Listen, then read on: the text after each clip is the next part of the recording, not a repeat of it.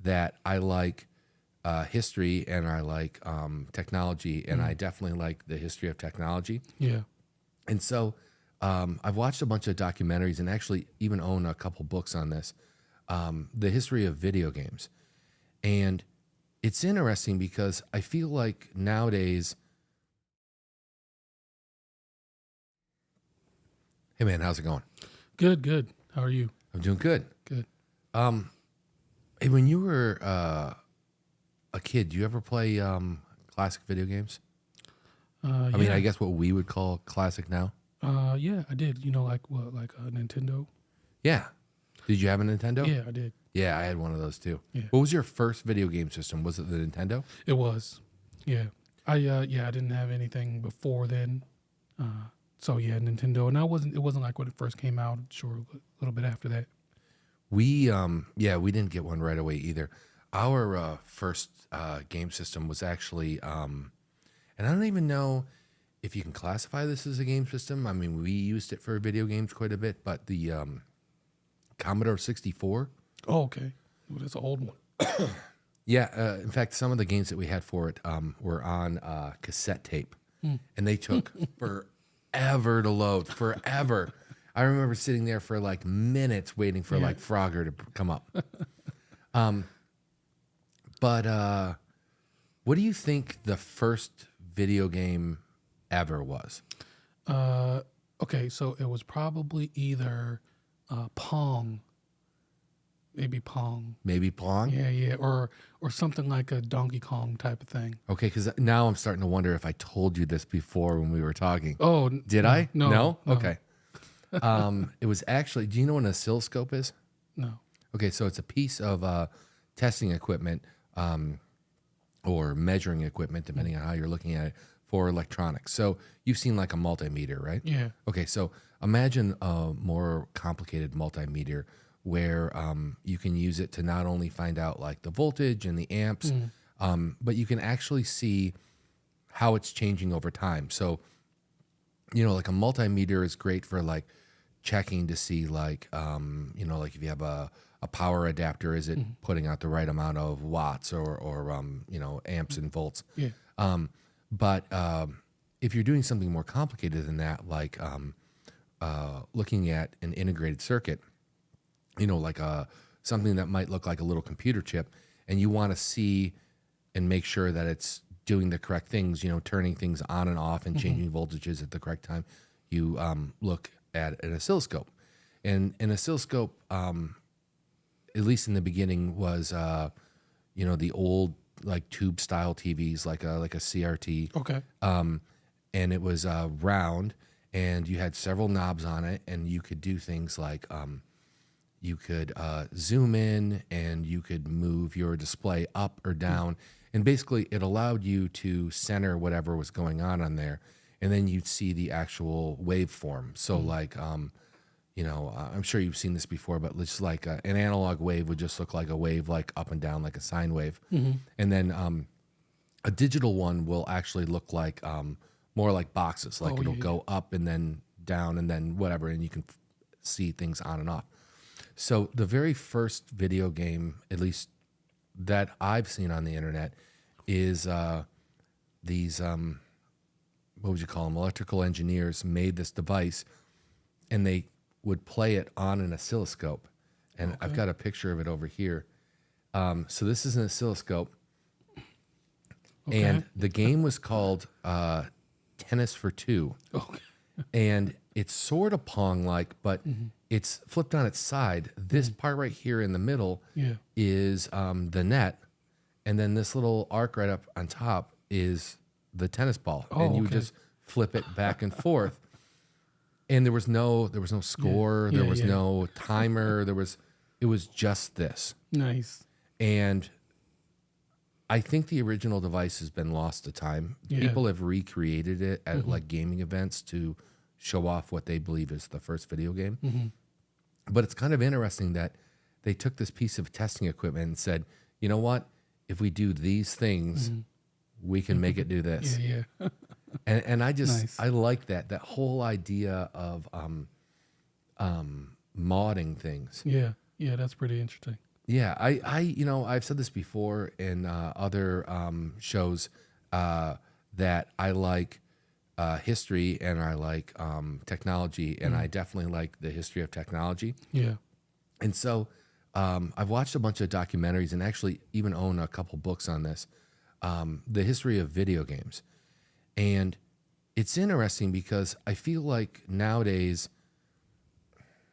you can play a video game on almost anything. So people just kind of blanket the term and just say video games. Right. But back in the day, in the beginning, I should say, there was really two different sets. It would almost be like thinking of like, I remember like in the 80s, like if there was an actor on television, they'd almost never be in movies.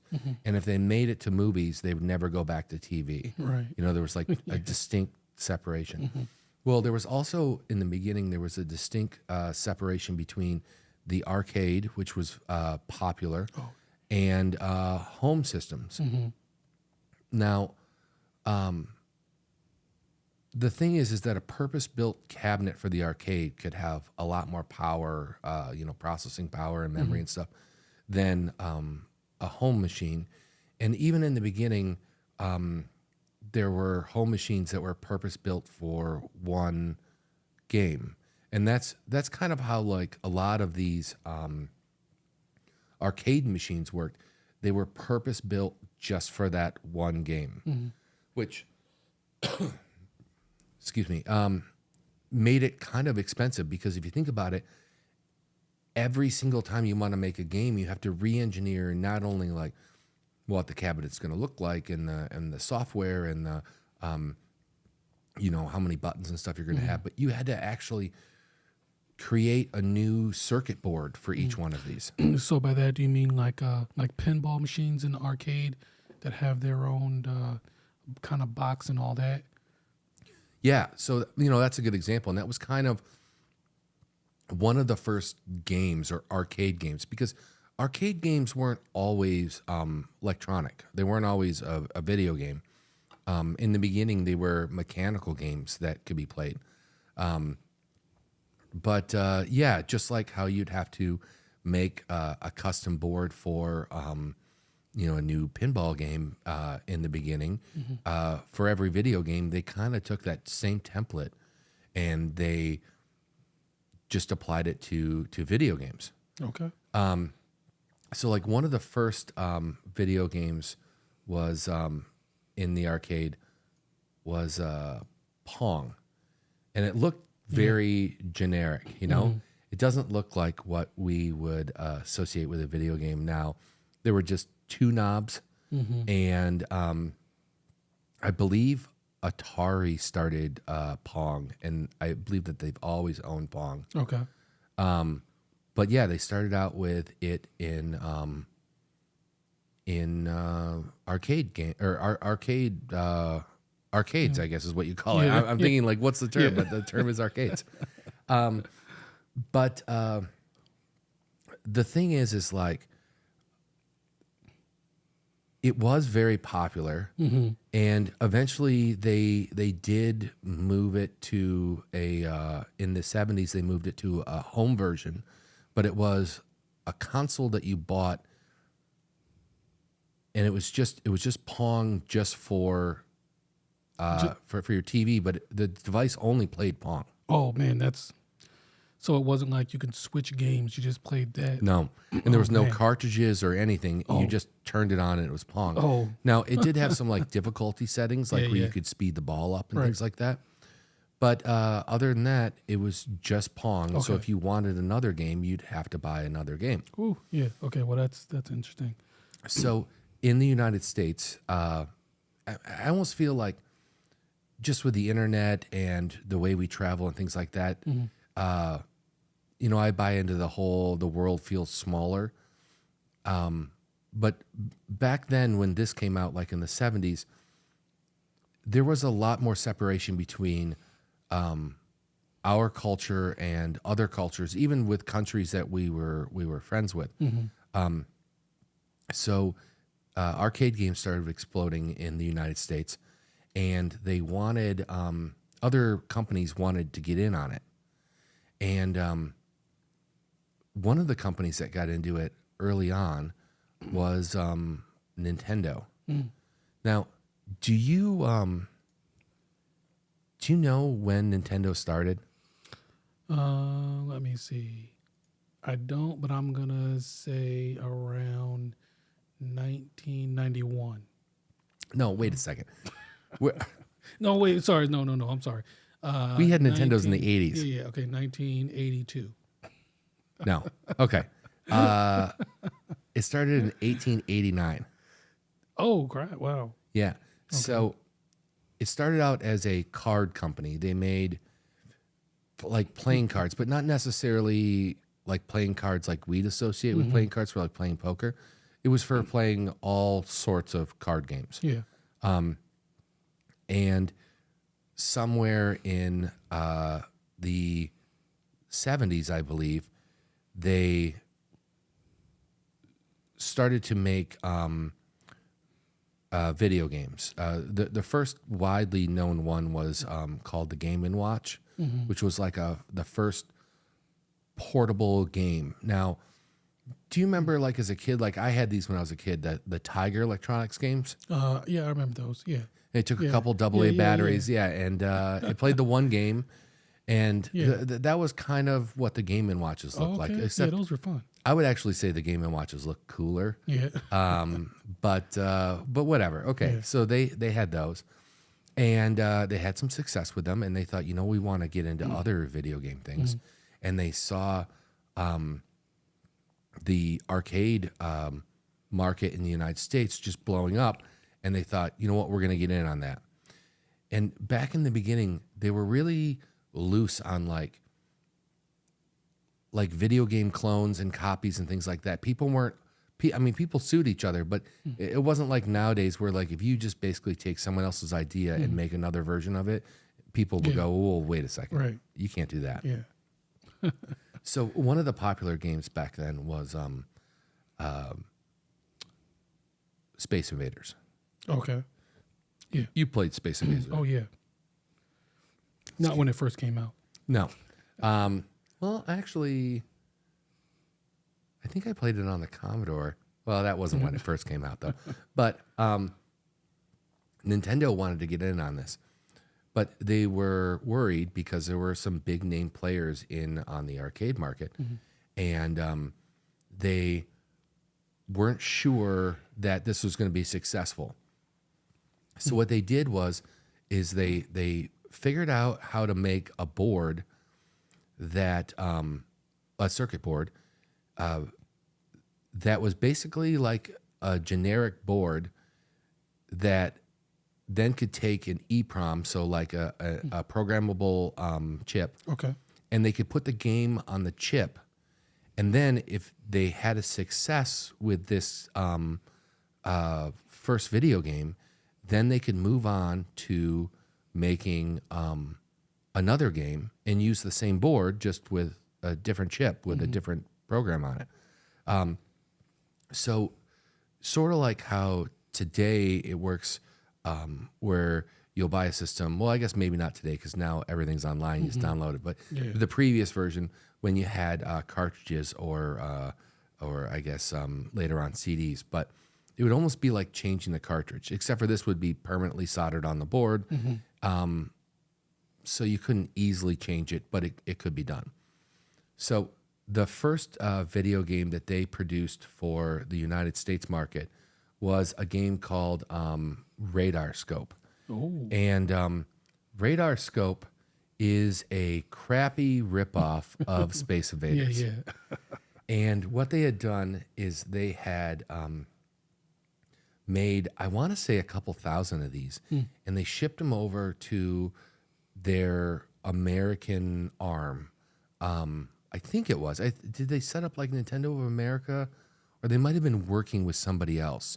Either way, a bunch showed up, and they couldn't sell them. Oh, yeah. Because there were already a bunch of Space Invaders clones, and frankly, they were all better. And what was this called again? This was called Radar Scope. Oh, okay, Radar Scope. In fact, this is what the original cabinet looked like. So Dang, I like how it looks. so they start scrambling, right? And they don't know what to do because they've spent all this money developing this, then they spent all this money making them, and then shipping them over, and nobody wants them. And oh, and now this is Did sorry, they hold a contest? no. There's a guy that's very famous. Because they could have held like a highest score contest, and then that would have got people excited about it, had them flock to the machines, and lines out the door. But Are you quoting crappy 80s movies here, or is this personal experience from when you were a kid? no, it seemed to work in all the movies. Yeah. You know what? I'm terrible with names. How do you pronounce this guy's name? Yeah, I'm not gonna be able to do that. Shiguru Shiguru, Midimoto? something like that. Yes. Okay. I'm probably saying that wrong. Yeah.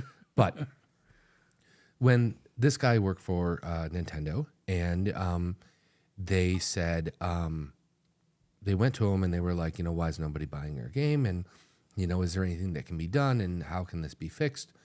And he said, the problem with video games is that they have no story. That everything deserves a story. And if you give it a story and interesting characters that people can buy into and start to love, then your game will be a hit. Oh. And they said, okay, well, what do you want to do? So he created a game based around basically two main characters. The first character was Jumpman, and the second character was Donkey Kong. Now, we know Jumpman as a different name. We now know him as Mario. Yeah.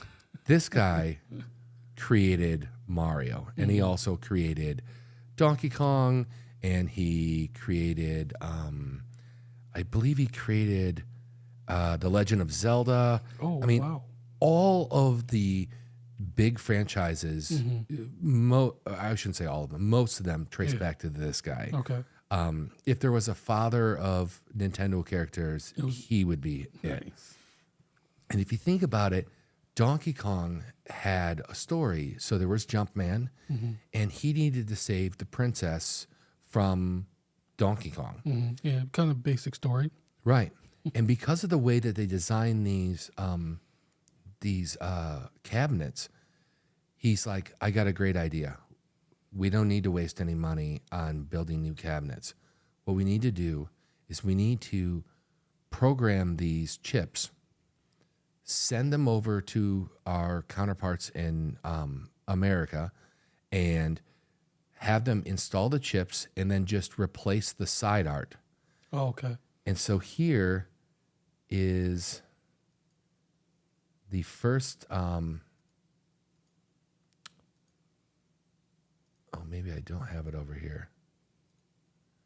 Here is the first Donkey Kong. So, yeah. And it's sitting right next to a radar scope.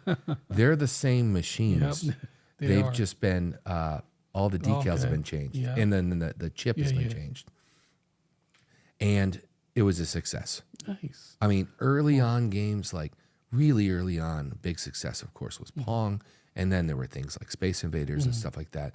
But by the time Donkey Kong came out, we were into like Pac-Man territory. And this game was just as big as those other games. Yeah. And he kind of saved everything with this. Now, later on, he created another game called Mario Brothers, and it was Jumpman, which is now known as Mario, and Luigi playing Mario Brothers. And then as a follow-up to that, of course, there's Super Mario Brothers. Yeah. And then, Yeah. Then I think we're all familiar with what happened after that. But, yeah, that's kind of how Nintendo started. Okay. And they got a lot of, I don't know how to say this. They basically got a lot of recognition from Donkey Kong. And people were like, okay, well, Nintendo makes great games. So, if Nintendo puts out anything else, we should check them out. Oh, yeah, for sure. Because now they got a name for themselves. Correct. But now in the United States, for the home market, the big player, of course, was Atari. And there were all of these Atari clones or other gaming systems. Like there was the ColecoVision, and there was the Intellivision, and there was a lot of things on the market, and there were several things that don't happen now that were happening back then. One, they thought that the more games that were out there, the more money they could make. Okay. And they didn't really concentrate on making the games good as much as they wanted to see how many games they could put out there. It was more quantity over quality. Okay. And it really kind of flooded the market. And there were all these different game systems, and they were all vying for which one was the best. And there was just a lot of crap games coming out. Yeah. So then I think it was in 1983, there was what they called, at least we called in the United States, the video game crash, where home consoles just stopped being sold. Oh. And people just thought that they were garbage. One, they would play arcade games. Okay. And they had great graphics and stuff like that. And console games looked like this. Oh, yeah, that's terrible. This is E.T., one of the worst games ever made. Yeah, I've never played this, but it doesn't look like I would ever want to. It was for the Atari. Yeah. It was made very quickly, and it didn't make a lot of sense with the movie. Yeah, I wonder what you did in this game.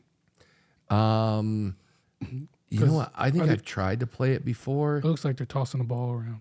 Yeah, and the alien doesn't look like a real alien. Yeah. And what are those? Are those circles or bushes? Yeah. I don't know. Yeah. But yeah, and the games look terrible.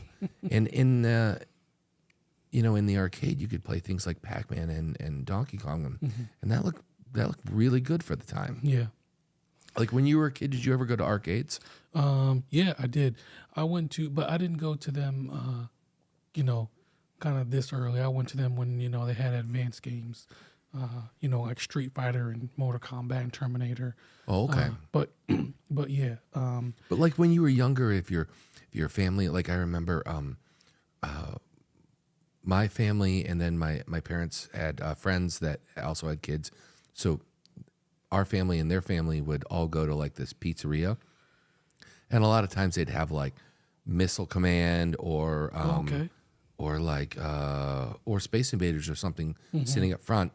And, we were allowed to like bring our allowance money with quarters and go play. Did you ever do anything like that? No, I didn't. I think I mentioned before, no, I didn't. I grew up with my grandparents, and they weren't big on video games at the time. So I could see if I was at like a pizza place and I was like, "Oh, hey, they got a Missile Command. Can I go play?" They're like, "Sit down." Oh, no, but yeah, I mean, I do remember seeing some of those games. And like, is it? Not Asteroid, but there's another game. well, Asteroid is a game. Oh, I know, but yeah. I think I played that, but I don't think I ever did very well, because isn't that the game where you like shoot asteroids and then they break into smaller pieces? And I sucked at that. And I think I remember right. There was a knob you turned to point the thing. Yeah. And then there was like a go button and a shoot button. Yeah. Yeah. I think Centipede was my go-to. That was, nice. I loved that game. I like Centipede too. There's when I was living in Chicago, there was actually quite a few classic arcade like bars that you could go to. I mean, this was just there. I mean, they're still there right now. But they became kind of popular like 10 years ago. And my friends and I used to go, and they would have the original like Asteroids and things like that, or Battle Zone, and it was great. And a lot of these places are set up so that you don't even have to pay for them. Yeah. I mean, they're only gonna let you in if you're 21 or over, and then you're gonna buy a ton of alcohol anyways. Yeah. And the more games you play, the longer you stay in there. Yeah. So they don't care. Yeah. But yeah, so the video game market is, as far as home consoles, crashed. And a lot of people were sort of like my family, bought a Commodore 64. A lot of people were looking at having a computer instead of a gaming console, because personal computers kind of just started becoming a thing. And people were saying, well, you can do your accounting on it. You can do your typing on it. Oh, yeah. Oh, and you can play video games. Yeah, multi-use. Yeah, so why, for the same price, well, probably just a little bit more, you could get a computer and do all of these things. So why buy a console? Right. So then in Japan, that's not what's happening. First of all, Nintendo decides to come out with their first game system. And I think their first game system here, I had notes on this. Their first game system came out in '83. And they called it the Famicom. So, which was actually a little bit of a play on the family computer. Okay. So this is what it looked like. Oh, man, that's weird looking. Yeah, and for Asian markets, that was their Nintendo when they were a kid. Man, how long are the cords for the handles? Because it looks like you got to sit right next to the thing. Yeah, you know what? They're not that long. I want to say they're like maybe 4 feet or something. Ooh, yeah. And the other thing is you're right. They don't detach. And there were tons of add-ons for this later on. They even had like a disc-based system, so you could put like floppy disks in there and things. Now this was in the Asian markets, but not available in the United States. They actually tried to sell it in the United States, and they started talking to a bunch of distributors in the United States, saying, "Hey, look, we've got this system, and it's advanced for a home system." I mean, they had like basically game quality was like, remember the original Super Mario Brothers? Yeah. And when you're going from like a game system that we just looked at a minute ago, like the ET for the Atari, it was a huge leap forward. And Nintendo thought, we have a superior product. People love it. Why not sell it in the United States? Right. And they were like, no, nobody likes video games, home video games anymore. They don't trust them. They're terrible. The market's flooded. You play games like in an arcade, and then you buy the home version, and the home version just looks like crap. Like, why would we want to get in on that? Yeah. And it wasn't until 5 years later, or not 5 years later, 2 years later, where they actually were able to deploy or start selling the Nintendo in the United States. And this is what you remember, right? Yes, exactly.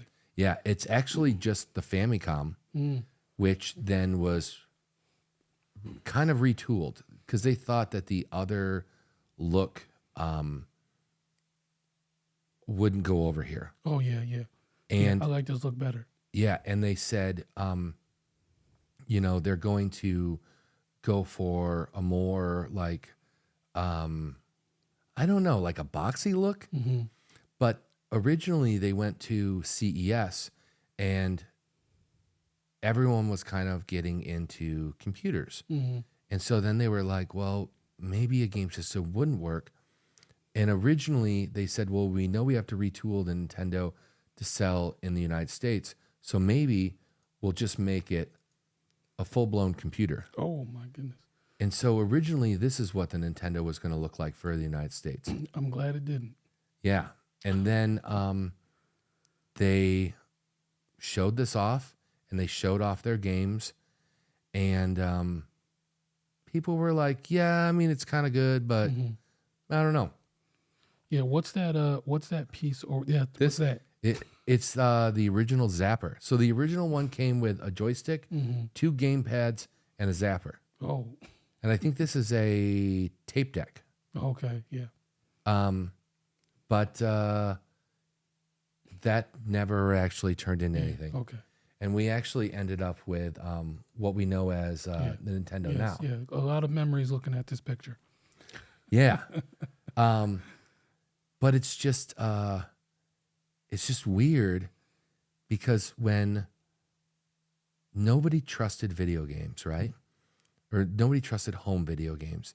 The market crashed. It was oversaturated, and most people thought it was junk. Mm-hmm. They would play video games in an arcade. They would think this is worth it.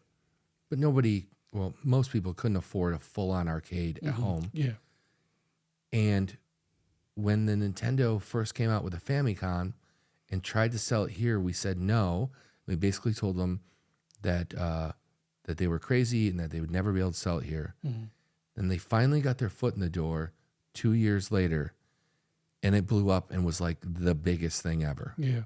If anything, I feel like maybe that reset button should be off of there because that created so many problems and tears and heartache. You accidentally hit the reset button? Yeah, I've done that plenty of times. Or somebody who, if you're on the console for too long and somebody wants to watch TV or they want to play a game and they would hit that reset button. Oh, so much heartache. Oh, that was never my problem with the system. My problem was always the dust. Oh, yeah. And then you have to blow into the game to try to get it to work, right? Yeah. We all know the secret sauce to getting the original Nintendo to work. It's like a Generation X's cheat code from childhood. Yeah. But yeah, it's just weird that nowadays video games are a massive market that rival movies and things like that. They spend, millions and millions of dollars. I mean, probably also like hundreds of millions of dollars developing games Right. with stories and things like that. And in the beginning, they kind of didn't have stories, and Atari and the Atari clones were doing their own thing, and they almost completely cratered the entire market. I mean, if Nintendo actually never came in, home consoles might not be where they are today. We might have PC gaming, but we wouldn't have console gaming. And then finally, when Nintendo came in, which wasn't like somebody just let them in, they set up a bunch of stuff. They set up Nintendo America. They only sold in New York for the first season or whatever, or the first Christmas or something. It was like a test market. And they also bundled it with that robot, Rob the Robot. Oh, yeah, I do. They only had 2 crappy games for it. Yeah. They did anything to get it in people's hands just so they could see how awesome it was, because it was pretty remarkable compared to all the other systems. Yeah. Yeah, that Nintendo was a big deal. And then having all the games was huge. I mean, when you mentioned before that you could only play the one Pong, being able to switch out to various games. I mean, there was probably over 200 games you could use for that Nintendo. Oh no, I think it was even more than that. Oh yeah, probably. I probably way underestimate that. In fact, I bet you it's thousands. Here, wait, let me look it up. Yeah. NES. And then I think another thing that what you started to mention too is that like a lot of these games had a beginning and an end. They had some that had a story, but they all seem to have, all the ones with a story had an ending. But nowadays you have games that don't. I mean, you might have a story in the game, but now with a lot of PC games, it can go on forever. You can just continue to play even after maybe completing the whole story. Yeah. So according to Google, the original Nintendo had 716 known licensed games. Nice. But then there was also unlicensed games, of course. Okay. Yeah, I find it so weird that the market basically went nuts because we had a new toy, new technology. And then when you can bring it in your home, people were like, this is incredible. And then they quickly got bored with it, like this is a dumb fad. Yeah. And then Nintendo came along and was like, okay, we're going to change everything. And if you think about it, like the ability to change games, well, I mean, that kind of came along with Atari, but I don't know. I felt like it like went to a whole nother level with Nintendo. Yeah. The cartridge based system that they used actually allowed for expansion of the entire system into the cartridge itself. So what I mean by that is, back in the day on the Atari, let's say you wanted to play a game that the Atari didn't have enough memory for. Mm-hmm. Well, then too bad, you couldn't do it. With a Nintendo, you could add more memory on the game cartridge itself. So as technology rolled forward, the original NES was, to some level, kind of future-proofing itself a little bit. Now, of course, we know that this was so many game systems ago, but if you look at the original Super Mario Brothers compared to the Super Mario Brothers 3, Super Mario Brothers 3 looks way better. Yeah, it does. And it has all of these special chips right on the game cartridge. Now, sometimes those game cartridges would cost a little bit more, but I mean, Yeah. Super Mario Bros. 3 was iconic. Yeah, it was. It was. I feel like that was a game changer. So, what was your favorite Nintendo game? Listen, don't laugh at me when I say this, but it was probably either Final Fantasy #1. Yeah, what's the laugh about that? Well, because it's kind of boring. It can get a little bit boring because there's not much adventure. You're basically, you're not doing much, but and because you don't really have much control over your characters. They go into battle, and if your party gets beat, they get beat. Whatever. Right. But yeah, there was a lot. I love playing Ninja Gaiden. Yep. Double Dragon. And I played a little bit of that. I never owned one of those. My friend did, and I used to play over his house. You know what? Sorry. A quick sidebar. So my family, we did get a Nintendo. I think we only had like 1 or 2 games, maybe like Mario and Duck Hunt. You know, and Now, did you have it on the double cartridge? no. Oh, yeah. So the thing for me though was that all of my friends had other games, and I could just borrow their games. I didn't need to buy. They would just say, "Hey, I got 20 games." I'll go to their house and, "Hey, can I borrow these 3?" And they're like, "Yeah, sure, I'll play those." And that's where I found all these other games. And I don't think my family ever bought any other games. I just had tons borrowed from friends. See, I went a completely different route. First of all, I begged my parents for a Nintendo every year, and I would say things like, "I don't care if I don't get anything for Christmas or my birthdays for the next 3 years. Just get me a Nintendo." Yeah. And they're like, "No, it's too much money. We're not doing that." And my dad used to have this thing where he'd say things like, "Why don't you spend your money on it?" And I would go, "Well, I don't have any money because I'm a kid." And he's like, "Well, you got like birthday money from your grandmother, and they gave me a couple bucks a week for allowance." And I would just beg for like other jobs. Like, could I go to the neighbors and ask them if I could rake their leaves or whatever? And when I was like 11 and a half, the paper boy that we had was quitting, and I subbed for him a couple times, and he wanted to know if I wanted to take over the route. And the reason why, that's why I'm so specific on the 11 and a half, because I believe the deal with the local paper place was that you had to be 12. Oh, okay. Yeah. So there was like 6 months where I was delivering the papers, and he was collecting the money, and then he would give me something like 90% of it or something like that, or 80% of it, because he still was out there collecting it, and it was under his name. But then when I turned 12, it was under mine, and I had that paper route for like a year and a half. But the first thing I bought was a Nintendo. Nice. Did you buy the Paperboy game? I didn't buy the Paperboy game. No, I got the Nintendo, and it wasn't even one of the first versions, because I remember that my zapper wasn't gray, it was orange. Oh. And a bunch of my friends had it for years, and they had the gray zapper. And when they come over to my house, they're like, what is it? I'm like, this is what came in the box. And then some of them didn't even get the Super Mario Brothers Duck Hunt combo, and I had gotten that. Yeah. And then as things move forward, you know, I had this paper out, and plus I was like trying to mow the neighbors' lawns and like rake their leaves and stuff. And I would just spend all my money on video games. Yeah. So I probably had like maybe like 15, 20 games by the time it was done. Yeah. And I had a couple different controllers.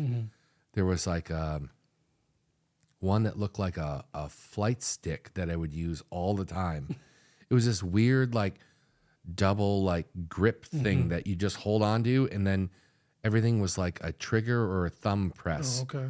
And my favorite game was Mega Man 2. Oh yeah, that was a good one. That's I a just good choice. love that one. Yeah, that's a good game.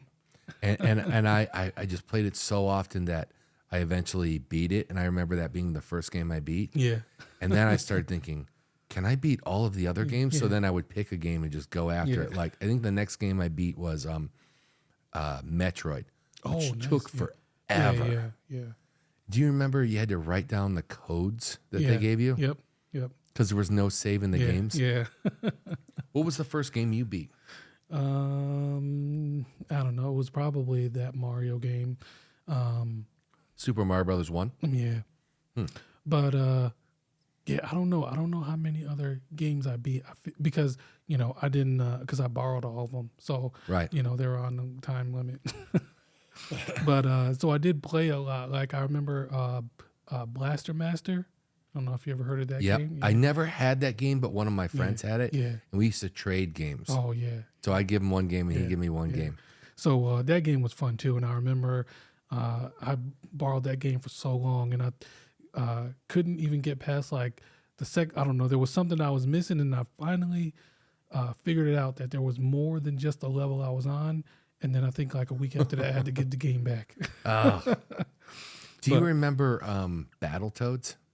No. One of my friends had Battletoads, and it felt a lot like Double Dragon, but it was like, imagine like Teenage Mutant Ninja Turtles, but you're toads. Okay. But the game plays like Double Dragon. But one of the cool things was, you know, like when you get in a fight in Double Dragon and you're fighting the bad guys, and if you're standing right next to player 2, you can't hit that person. Not true in Battletoads. You could hit each other. Yeah. I think they changed that in Double Dragon 2 also. Oh, really? So you could hit each other? Yeah.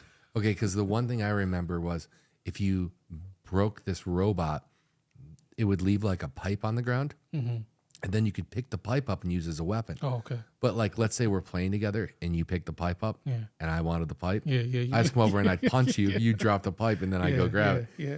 And I just remember like arguments with my friends starting over that game because we'd be, okay, we're gonna work together. We're gonna beat this level, and then you know it turns into stop hitting me, and then somebody throws somebody off a cliff, and then it's like, oh, it's on now.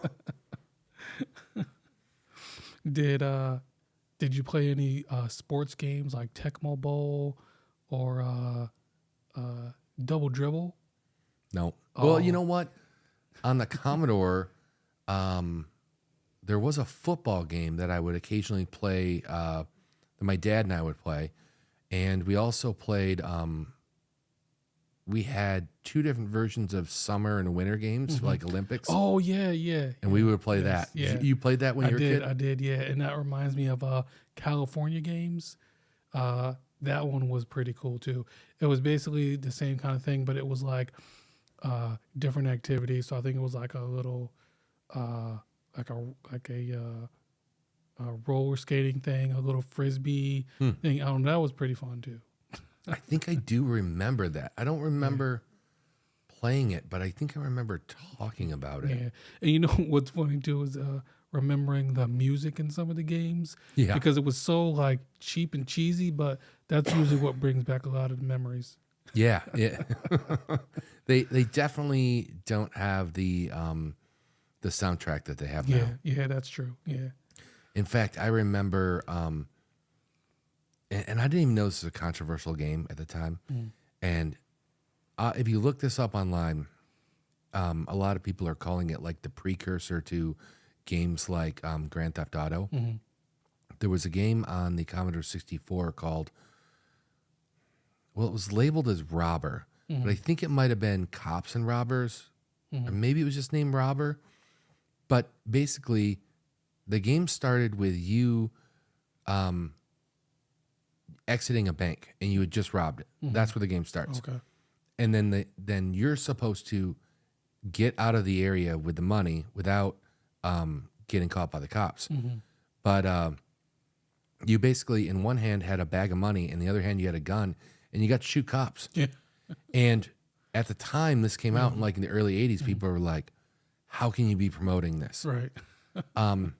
I didn't know it because I got like a whole group of games from one of my dad's friends, and it was in there. And I'm like, this game is awesome. I'm running around, and then, and now I got to shoot that guy, and then I'm going to go through this maze. And I didn't put it together, but I remember as an adult looking up that game to find out if I could play it on my computer or something. And people are like, oh, this game kicked off all of these problems, and parents started complaining. Yeah, I And bet. I'm like, man, Grand Theft Auto is way worse Yeah, now. yeah, seriously. If only they could see. Yeah. So yeah, yeah, man, I had a lot of fun playing them Nintendo games. Yeah, I should look up some of those games and see if I should play some now. Yeah, I've tried to play some of the classic games, and I'll tell you, a lot of them you just can be played through a web browser. Yeah. Yeah, nice. Yeah, I did download Final Fantasy 1 on my phone. So that was nice, but yeah, man, I remember like hours playing either Tecmo Bowl for a while with some friends, or playing Ninja Gaiden and Ninja Gaiden 2. Did you ever play Dragon Warrior? Yes. Okay, I did. because I'm just thinking Yep, of your Final Fantasy. Oh yeah, yeah. 'Cause I that was a good one too. I traded with one of my friends. It was somebody that I sat next to in school, and we were talking about video games, and he was saying how he really liked this game, Dragon Warrior, and he was trying to tell me about it, and it didn't make a lot of sense. But he really wanted to borrow one of my games, so I was like, well, then just give me Dragon Warrior. Oh, I played that obsessively, Yeah. and I want to say for like my birthday, one year I got a subscription to Nintendo Power, and they had the map to Dragon Warrior in there, Nice. which for one of these Yeah. types of games, it's great because then they'll tell you like where's the flaming sword at, and where do you get the special armor, and what area can you attack the gold men so you can get the most amount of gold. Yeah. And I just played that game all the time. It was one of the first games with a battery in it. It actually just saved your place. It was great. Yeah. That was It good. it just feels weird. Like I almost feel like it didn't happen. Yeah. Like if Nintendo never came over here, we definitely wouldn't have had the Sony PlayStation. The Sony PlayStation was basically made. I mean, I guess there's a lot of ways to look at it, but the way I look at it is it feels like it was made out of spite because Nintendo kind of screwed over Sony, and then Sony was like, well, then we'll make our own system. Yeah. And Atari kind of fell by the wayside, and then Sega came along, and they were big in other countries, and they wanted to break in the United States, and Nintendo carried like I gotta say like 80 or 90% of the market share at that point. Yeah. And they started the whole rivalry that I'm sure that you remember, Sega versus Nintendo, where they just basically talked about how Nintendo is for calm people. It's for little kids. It's not for the extreme gamer. Yeah. I mean, even like the name where they were just like Sega. Yeah. And, that wouldn't have happened. And then I don't think if PlayStation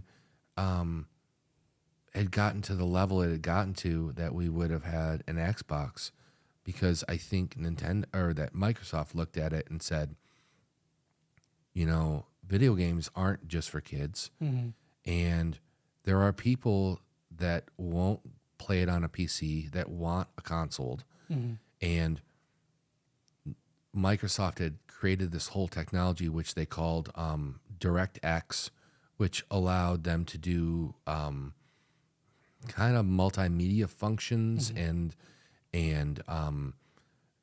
basically it created a platform that worked good for multimedia things and games on PCs. And so they were like, well, how do we get into the console market? And so while the thing was being built, the Xbox was originally going to be called the Direct Xbox, because they figured they've got this technology called DirectX. Let's put it in a box, and they'll put it on top of a TV, and we'll play it then. And then some marketing genius came along and said, drop the Direct. Let's just call it the Xbox. Yeah, which was a good move. Yeah. But I really feel like back in the 80s, there was a moment where the old people that were kind of king of home video games, you know, the Ataris and the Magnavoxes and the Colecos, they were ruling, and they screwed up in such a massive way, and they did it right as home computers were coming along, and everyone said, you don't need those things anymore. We'll just go to a home computer. Yeah. And home computers got more and more expensive, and people were just like, well, what if I just want to play games and I don't need all of this other stuff that a home computer has? And here's Nintendo sitting on something for, well, not sitting on it, selling the crap out of it in Japan, and saying, you know, we should be able to sell these over here. And I think from that point on, home consoles really were here to stay. Maybe there could be an argument to be made back in the Atari days, the late 70s, early 80s. It could have just been considered a fad. Yeah, I see that. And yeah, like you said, with more development of the games, it turned into way more than that. You know, and I would have to say, like, if man, as much as I enjoyed Nintendo, and you know, that was like my intro into games. Sure. But I think I enjoyed the Sega system more. Like, I've never been a huge gamer, but like, I don't know. I think that as much, because I don't know, maybe that plays part of it, is that like Sega just started introducing just different types of games. Like I know you weren't much into sports, but like I would spend tons of times like with my friends and family playing NBA Jam, you know, and like what you can do with the characters, you can put in different codes and find new characters to play. Well, you know what? Actually, you just sparked a memory. On the Commodore, I had a game, and I want to say it was called Bird and Jay, and you could play one-on-one as either Larry Bird or Dr. J, or Dr. J, right? Yeah. But yeah, you know what I think? I think Sega figured out something that most older people wouldn't figure out until years later. I remember in the early 90s, the whole thing when they wanted to put a ranking system on games, and there was a congressional hearing, and they would bring up these games that had like, you know, like a sexy element or an adult theme, or just violence, like Mortal Kombat was dragged up there, and they just said, this is just senseless violence, and why would you ever let a child play this? Yeah. And what they didn't realize, and what Sega did realize, was it wasn't just kids playing. Yeah. And as an adult, I don't want to play the kids' games. Yeah. I want to play the other games. But yeah, I feel like Sega came in and said, you know, we need to set ourselves apart from Nintendo. And all these kids are growing up with a Nintendo, and they all have Nintendo, and they're probably still gonna want to play their Nintendo. But what we're gonna do is we're not only gonna market ourselves as more of like a teenager to young adult console, but we're also gonna put the label on Nintendo as this is for kids. Yeah. And it was further pushed along when third-party manufacturers were making games. You know, I just said Mortal Kombat. Do you remember there was 2 different versions of Mortal Kombat in the beginning? There was one for everyone else, and then there was one for Nintendo, which didn't have any of the finishing moves in it. Oh, I didn't know that. They said it was too violent for their platform. Yeah. What I do remember is that the Mortal Kombat game that I had an autoplay. So like it would be like the computer playing like versus Yeah, I computer, remember that. you know, so like there would be times where I'm like, I don't feel like playing. I'm just gonna watch this. I'm gonna eat a cheeseburger and watch Mortal Kombat, like, and I would just watch the game. I figured out the combo moves that way. Yeah. I'm like, oh, I didn't even know that was possible. Yeah. So, Yeah. man, as fun as this conversation has been, I'm ready to go. I'm gonna go find these games. I'm gonna start playing. Yeah, you know, I'll tell you, I've got a Nintendo Switch, and one of my favorite things is on the Nintendo Online, you get access to all the old classic games. I don't know what's going on recently, but it feels like there's less games on there than was when I got the thing a couple of years ago. But yeah, sometimes like when I'm bored, I will jump on there and sometimes not even play the newest games. I'm playing stuff from like the mid 80s. Yeah. I played when I first got the thing, I played Mega Man 2. Yeah. And I hadn't played it in like 20 years. And I'll tell you, or probably 25 years, I rolled right through it. Like, it took me like 3 hours, but I beat it like in 3 hours. And I didn't have to look up anything. I just remembered everything from when I was a kid. Like, Nice. you got to use this weapon against this bad guy. And I'm glad that the newer systems allow us to play some of the classic things. Yeah, me too. Yeah, because you can play like some, you know, the Nintendo games on the computer or, you know, on I think the it's TV, more fun to on the play Switch. on the TV like we used to. Yeah. Yeah.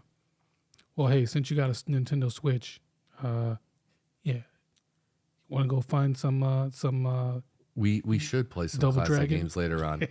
You know, if they still have Double Dragon. I think they're selling I have whatever the basic online is, and they're selling an enhanced version. And I've got a funny feeling all the games that are going missing are in that enhanced version. Yeah. They want more money, and I already have enough subscription-based things nowadays. And I'm just like, you got to draw the line somewhere. Yeah, true. But no, I was watching one of these documentaries about classic video games, and I just thought, you know, when I look back at it, like when I was a kid, I didn't remember any of this controversy, or I was too young to like really understand the crash. Like, I remember one of my dad's friends had an Atari, and I was like, "Whoa, why can't we have one of these?" And then you know, he was like, "Well, you know, we don't, you know, money's not free. Like there's only so much we can spend on for these type of things." And then, you know, later on, I remember like he brought home the Commodore 64, and I was like, you know, like kind of confused. And he's like, "We can play video games on this." And I was like, "Oh," and I was psyched about that. But I also remember like going on vacation and like being in like a hotel, and they would have like maybe an arcade with 10 games or something, and I would be excited to go in, or maybe that old pizza place, and they'd always have a game up front, which would change from time to time. So it was always something like, "Oh, they got Centipede now." Oh yeah. And I just find the whole thing very fascinating. I mean, we didn't even talk about the rivalries of like Sega and Nintendo very much, or the nowadays you know, Xbox versus PlayStation. But even in the beginning, even when video games were in like a kind of a fragile state, there was still a lot of screwed up things going on, and they almost messed up the whole market, and maybe we wouldn't have had anything. We wouldn't have had Game Boys or anything. Yeah. Yep, something to think about. Yeah. Well, I mean, if you guys remember any of your favorite games, please comment below. But other than that, I think we're done here. Yeah, I think so. I'm ready to go check out some old school games. All right. I'll talk to you later. All right. Bye.